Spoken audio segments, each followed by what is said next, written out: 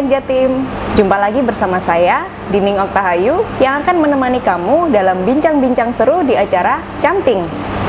Canting atau cerita tentang industri dan perdagangan merupakan suatu program yang berisi bincang-bincang seru mengenai layanan, fasilitasi, maupun isu strategis seputar industri dan perdagangan yang ada di Jawa Timur yang dikemas secara ringan dan santai.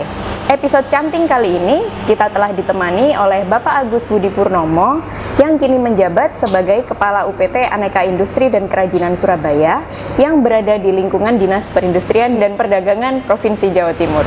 Selamat pagi Pak Budi. Pagi Mbak Dini. Senang sekali ya Pak, kita hari ini bisa bercerita mengenai layanan dan fasilitasi yang ada di UPT Aneka Industri dan Kerajinan Surabaya. Bagaimana Bapak kabarnya hari ini? Alhamdulillah sehat. Alhamdulillah sehat dan semangat ya Pak ya. Sebelum kita ulas lebih lanjut mengenai layanan dan fasilitasi yang ada di UPT Aneka Industri dan Kerajinan Surabaya ini, kira-kira bisa dijelaskan terlebih dahulu kepada Sobat Indak Jatim mengenai tugas pokok dan fungsi dari UPT Aneka Industri dan Kerajinan Surabaya ini. Terima kasih Mbak Dining. Jadi bisa saya informasikan di sini bahwa tugas dari UPT Aneka Industri dan Kerajinan itu adalah menyelenggarakan sebagian tugas dari Dinas Perindustrian dan Perdagangan Provinsi Jawa Timur terkait dengan layanan teknis, bimbingan, dan pendampingan untuk pengrajin IKM Aneka Industri dan Kerajinan di Jawa Timur. Wah, ternyata peran yang dilakukan oleh UPT Aneka Industri dan Kerajinan Surabaya ini cukup besar ya Pak dalam mendorong pertumbuhan ekonomi di Jawa Timur melalui sektor aneka industri dan kerajinan. Ya. Baik, kalau begitu mungkin bisa dijelaskan nih Pak terkait layanan dan fasilitasi apa aja sih yang bisa dimanfaatkan oleh pelaku usaha khususnya yang bergerak di bidang pengolahan keramik dan kerajinan bambu.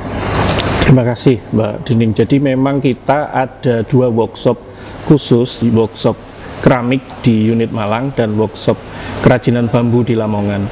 Workshop keramik yang berdiri sejak pertengahan tahun 80-an itu selama ini melayani para pengrajin keramik di area Malang Raya untuk mendapatkan layanan bahan baku, bimbingan teknis, dan pelayanan lainnya untuk para pengrajin keramik di area tersebut. Sedangkan di Lamongan sama seperti di Malang, yaitu tapi komoditinya untuk komoditi bambu. Jadi kita menyediakan layanan jasa layanan untuk para pengrajin bambu di area sekitar Lamongan dan sekitarnya. Luar biasa, keren sekali nih UPT Aneka Industri dan Kerajinan Surabaya. Jadi Sobat Indak Jatim, UPT Aneka Industri dan Kerajinan Surabaya ini punya dua workshop. Workshop pertama, workshop khusus olahan keramik di Malang, dan workshop kedua itu workshop khusus olahan kerajinan bambu di Lamongan. Baik Pak, berbicara lebih lanjut nih mengenai sektor aneka industri dan kerajinan yang ada di Jawa Timur. Menurut pandangan Bapak, kira-kira potensi dari kedua sektor ini seperti apa sih Pak?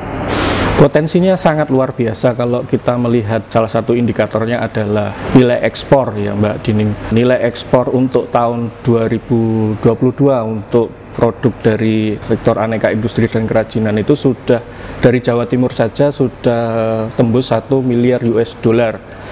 Padahal di tahun 2017 nilainya masih sekitar 796 juta US dollar. Jadi dalam 5 tahun ada peningkatan sekitar 20% ya. Tentu saja ini angka yang sangat luar biasa meskipun pada saat periode tersebut sedang terjadi pandemi COVID. Berbicara tentang produk kerajinan, pangsa pasar produk kerajinan Indonesia di dunia itu sekitar 2,5%.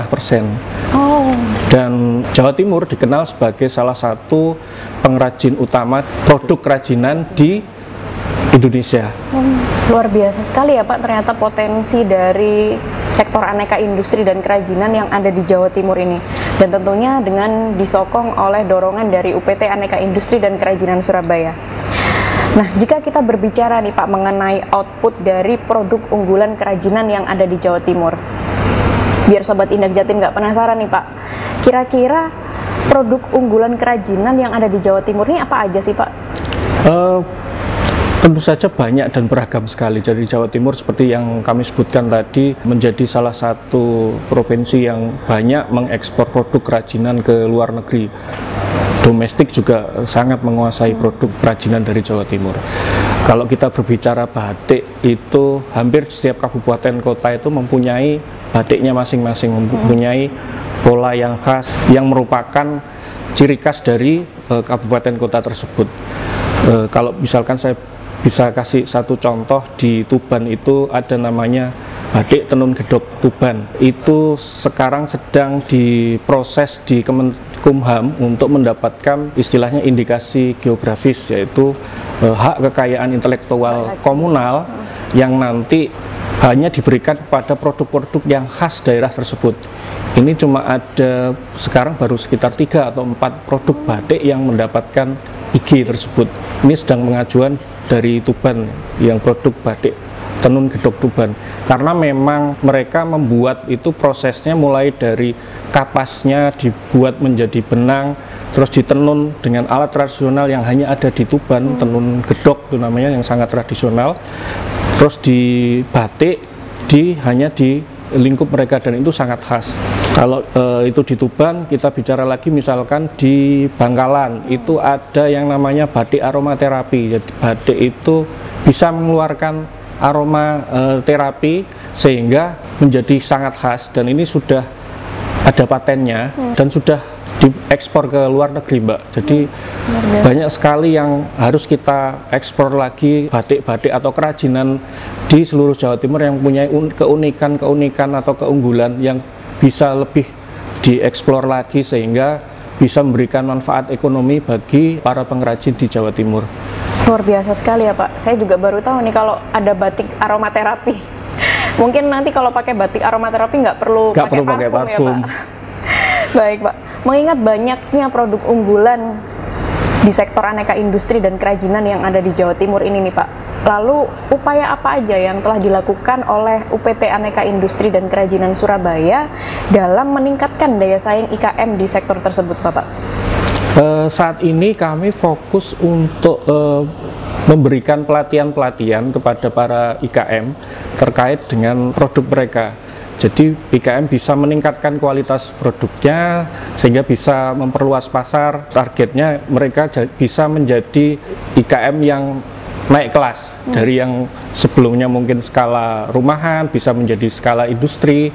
Adapun pelatihan-pelatihannya kita bisa menyelenggarakan baik itu pelatihan teknis, contohnya pewarnaan batik, ataupun pelatihan manajerial, misalkan implementasi SNI ataupun marketing online, seperti misalkan bagaimana membuat foto produk itu menjadi menarik, karena sekarang ini kan lagi musimnya medsos Mbak, jadi banyak produk itu yang bisa dipasarkan tidak hanya offline tapi online.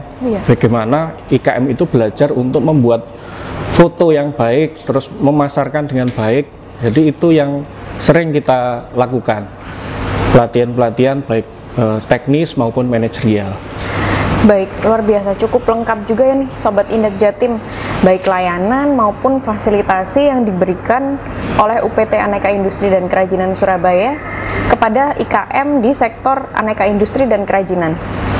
Lalu Pak, bisa dijelaskan mengenai alur bagi IKM maupun pihak-pihak yang ingin mendapatkan fasilitasi pelatihan dari UPT Aneka Industri dan Kerajinan ini?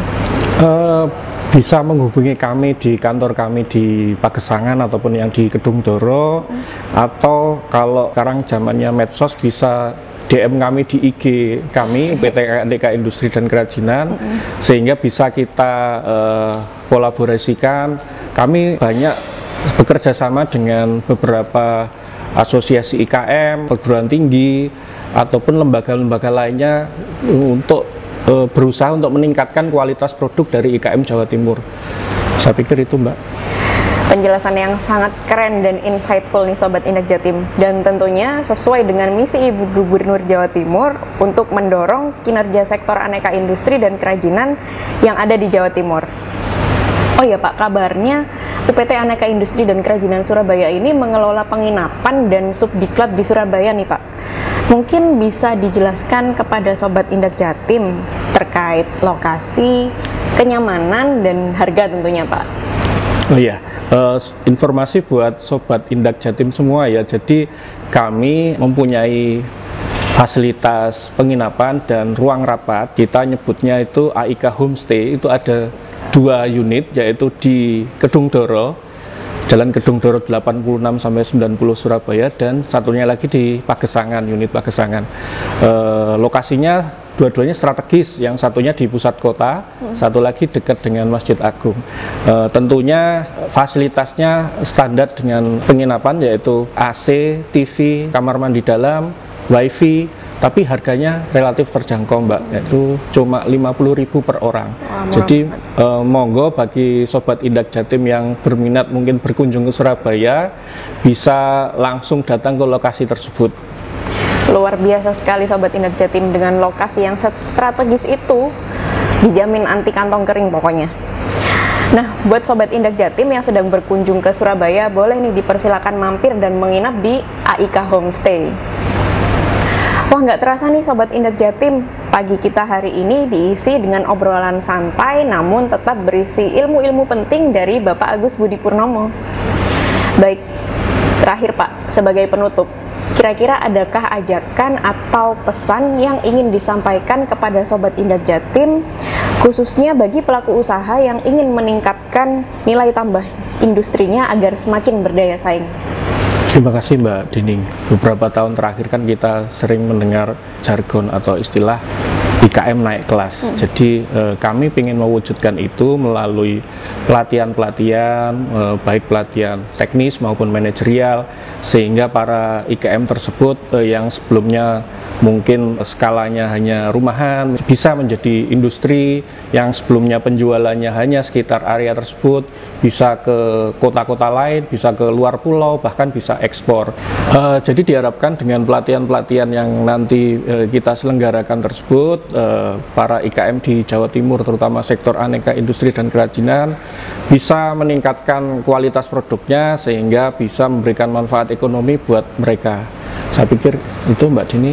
Baik, terima kasih. Luar biasa sekali ya Sobat Indak Jatim, pesan dan ajakan yang disampaikan oleh Pak Budi barusan. Akhir kata saya sampaikan terima kasih banyak kepada Pak Budi atas kesempatan dan waktu yang telah diluangkan untuk sesi kita hari ini.